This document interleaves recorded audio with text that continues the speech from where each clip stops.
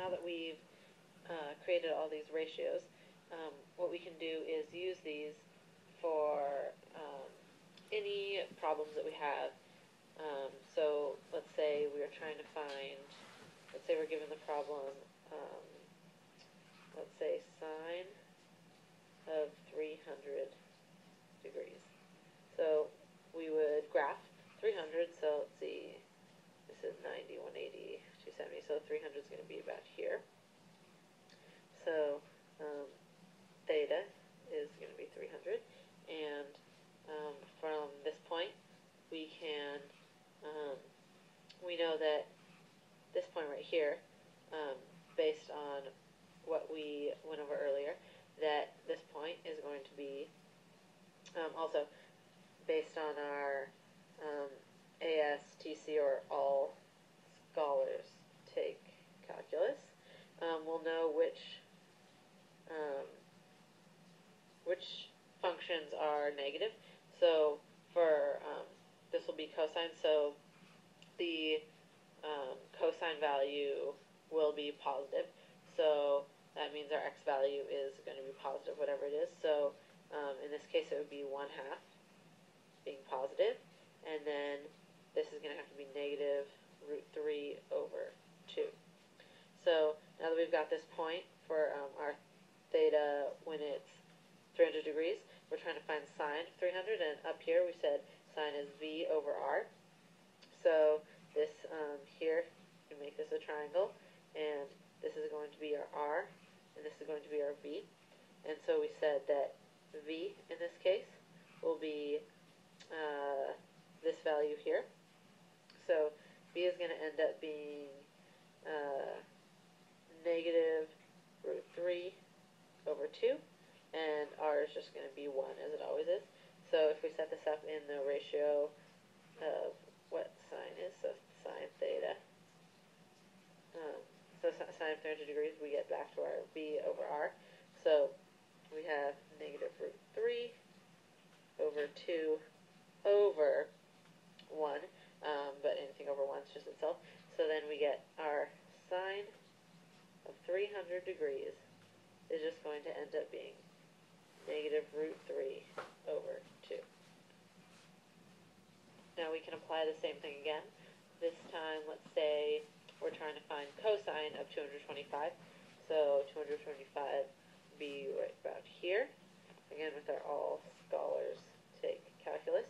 So the only positive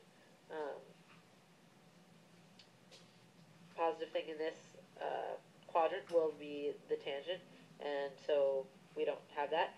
So everything we know is going to be negative, and we've already said that this is negative √2 over 2 and negative √2 over 2 again. So this is our coordinates, and so we are again trying to find cosine of 225 degrees. This is theta, which is 225 degrees.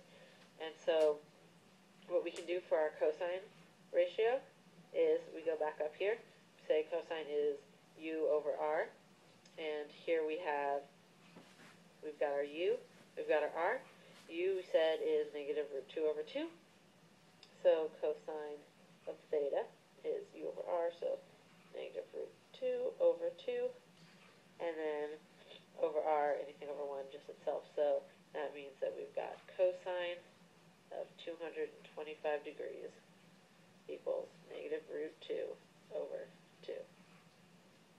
Now we can, again, this will apply to any problem that we have. So we can have, let's say this time we'll do secant of, let's say, 390 degrees. So this is one of those instances where we pass 360, go all the way past, and this would be right about here. So this is our angle measure, and so secant, we'll scroll all the way back up again, just to check. So we said secant was r over u, so we will go back down, r over u. We know that r is always going to be 1. In this case, we define our coordinates, which we know, again, are All Scholars Take Calculus. So here, everything's going to be positive. So we know this point is going to be √3 over 2 and 1/2. So that means our u right here is going to be root 3 over 2. So then we just put this right back in. Secant of 390 degrees is just going to equal r over u, we said, so that's just going to be 1 over root 3 over 2. Now we're not going to have this fraction here, so what we're going to do is just multiply everything by 2. That's going to give us our new answer of 2 over root 3.